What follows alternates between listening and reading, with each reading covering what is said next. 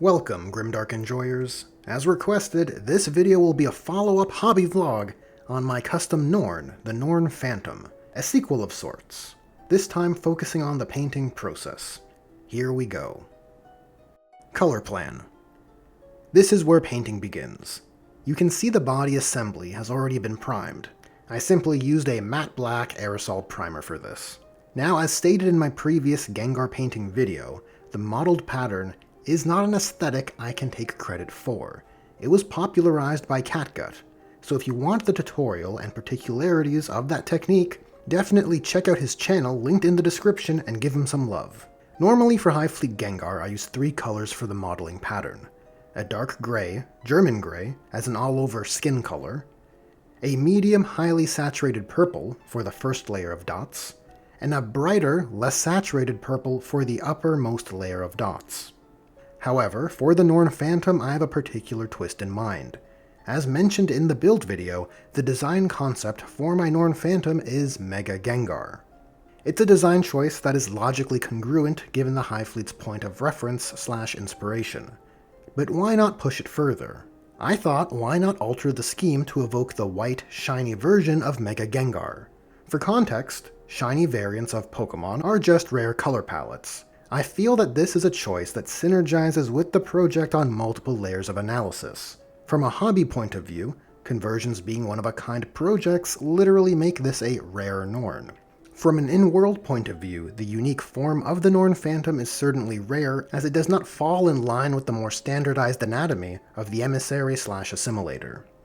And from an army collection point of view, it will help this model stand apart, uniquely, as the centerpiece monster of the army.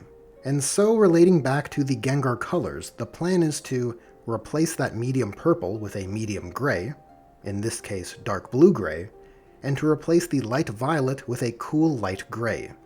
For that, I'll be using sky gray. Paint time.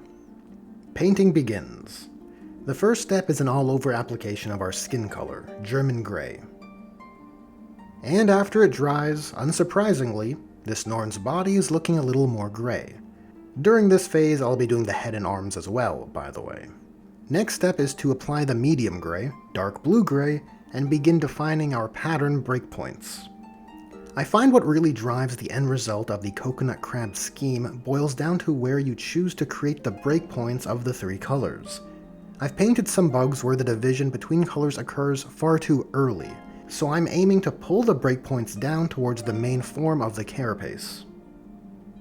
After the paint dries, you can see that medium gray is far more subtle than it originally appeared. But there's nothing much more to say about it. We're on to doing the same thing again, now dividing the medium gray area with that light gray color. And after the sky gray is applied, we can see the aesthetic is beginning to manifest. Now the other driver of the coconut crab scheme's aesthetic is also in how those breakpoints are staggered. I found if the division between colors are simply straight lines, it yields an unnatural and less dynamic end result. You can see here I've tried to create interesting variances guided by the form of the carapace's shape. But now, the great patterning stage begins. 1 week later. We find ourselves with so many dots. But the good news is, the aesthetic is beginning to hit. All served by defining the breakpoints in the color sets to create an appealing composition of dots. Again, I don't want to step on Catgut's toes, so if you want a detailed rundown on the coconut crab scheme's application method, check out his video. Next, we're moving on to the highlight stage, starting with using white to highlight the sharp edges of the light gray areas of the carapace. For the dark gray skin, the plan is to apply the medium gray with a light dry brush. This step is an important one, as anyone who paints dark army schemes will agree readability is an issue, and you want to do something to shore that up. And the reason I'm opting for a dry brush here is basically out of laziness. Sure, edge highlighting would be better and more precise, but I find the organic nature of the Tyranid exoskeleton lends itself well to dry brushing, less so for the carapace. And with the highlighting done, I think the end result, that readability, speaks for itself. And while it is brighter than I would like, the subsequent wash step, as standard of the Hive Fleet Gengar paint workflow, should bring that back down in line. And that just happens to be the next step. So we're using the same colors as the normal Gengar scheme's workflow, but in a slightly different ratio. And when I say ratio, I'm using the term loosely, as I very much mixed this to taste. It's about a 4:1:1 mix with 4 parts Lamy and medium. The intention behind this, like with the standard recipe, is to unify the modeling pattern and to add a bit more of a matte finish to these hard surfaces, but to do so without tinting things too purple, as we want to preserve our cool white and not turn it into pink. Once it's applied, it will need a couple hours to dry, but before you set it and forget it, make sure there are no areas with heavy pooling, as that will drown out the dots and ruin the work thus far. And once that wash dried, I began to feel very confident in the direction things were heading in. The wash, doing what washes do, is increasing the contrast and bringing out those details in the Tyranid anatomy. And with Lamy and medium mixed in, it's doing so more subtly, while increasing readability with that matte finish. Also, while that wash was drying, I began chipping away at the base of this guy, laying down paint to define the materials, and painting the Tyranid features in the default Gengar scheme. So, soft tissues go in the areas like these vents, maybe this tube here, leg joints, that sort of thing. Normally in the Gengar scheme, this is done with light purple, with pure Druchii Violet over top. But for the shiny variant scheme, we're going with Sky Gray. The application here is to simply fill within the lines, but you don't have to worry about being too neat, as the following wash step will mask most imperfections. When filling in deeper cavities such as these spore cysts, just be sure to give it the necessary time to dry before putting in the wash. Once the light gray is dry, the Druchii Violet wash can be applied. Now, so long as you are reasonably liberal with the application, any of the base paint that hit those edges of the carapace will be masked by the wash, and anything else will just read as edge highlighting, at least on the upper areas of the carapace that use that color. And after that soft tissue wash is dried, we've got some purple details which add a bit more visual interest without deviating too far from the monochromatic aesthetic. Though there are a few areas which need to be cleaned up with some German gray. The next stage is the teeth and tendril materials, which will take on a ghoulish off-white. The paints used for this step remain the same from the default Hive Fleet Gengar scheme, so I won't dwell on it too much. First, those components are based with a cool gray, in this case, Sky Gray. Those parts are then washed with Colia green shade mixed with Lamy and medium to increase the definition without making things too blue. Next is the grunge step, which adds some subtle variance. For this, I'm mixing gloss medium with just a touch of Hex Wraith contrast and Blood for the Blood God. And for the little nodes on the ends of these tendrils, I'm simply hitting them with a layer of Space Wolf's contrast. Now when I mix the grunge colors together, I'm doing so unevenly so that I can add some greener areas and some more bloody areas to taste. That's awkward phrasing. Anyways, the idea is to just add some icky variance that feels alien and gross. And with those icky areas defined, we can move on to the eyes, which essentially follows my glowing eye lenses workflow. But uniquely, whereas the normal Gengar scheme uses red eyes, shiny Mega Gengar's eyes are black, which doesn't particularly work for this scheme. So instead, I'm using yellow. Third eye for the win.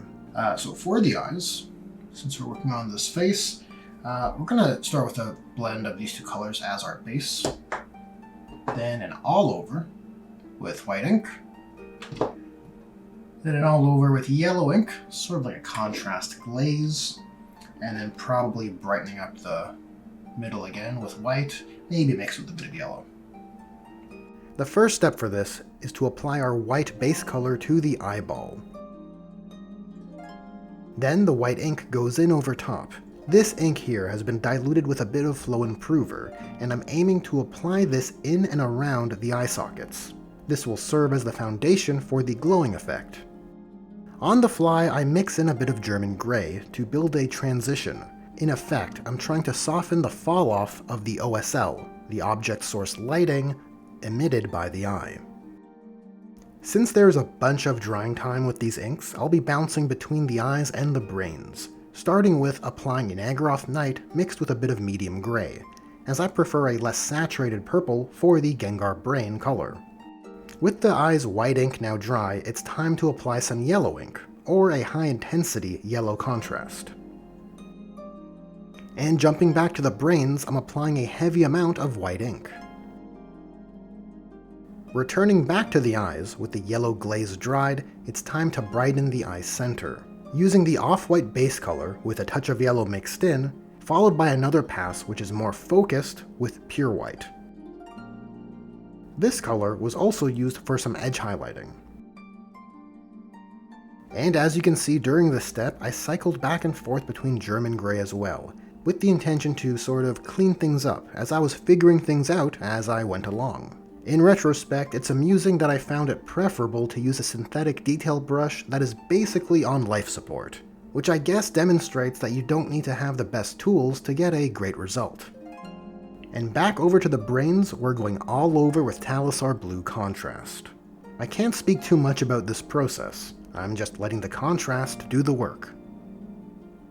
But after all that, the head's done, and I gotta say, it's looking pretty spiffy. The last components that need some paint are the sharps. For the standard claw points, I'm using the normal colors used for the Gengar scheme, hardened carapace blended to London Grey. But for the primary claws of the claw symbiote, I want them to be a bit more distinct, so I'm going with a blend of black to corn red. This starts by creating a simple transition on the claw points, and it's a subtle blend, as I still want these claws to read as dark red, and not a molten hot, straight out of the forge aesthetic. To serve that aim, I'm going to draw some lines and edge highlight with corn red. Well, here's how we're looking with the sharps edge highlighted. You can see the readability is much greater on the brown claws rather than the dark red ones, so I'm going to bump up the edge highlighting with some pure red, and that should probably do the trick. And now using Army Painter's Pure Red, I'm just enhancing those highlights I just did, but only towards the bottom half of each edge.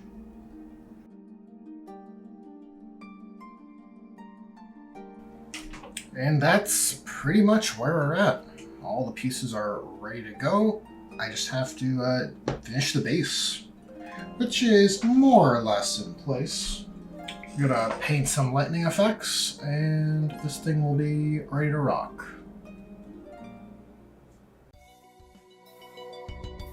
And there you have it, grimdark enjoyers. I present Hive Fleet Gengar's Norn Phantom. But now, it's painted. And despite procrastinating on this project for the vast majority of 10th edition, I'm very pleased with how this project turned out. I feel it effectively references Mega Gengar, and hits the goal I had in mind. A beefy centerpiece monster that looks like a psychic abomination.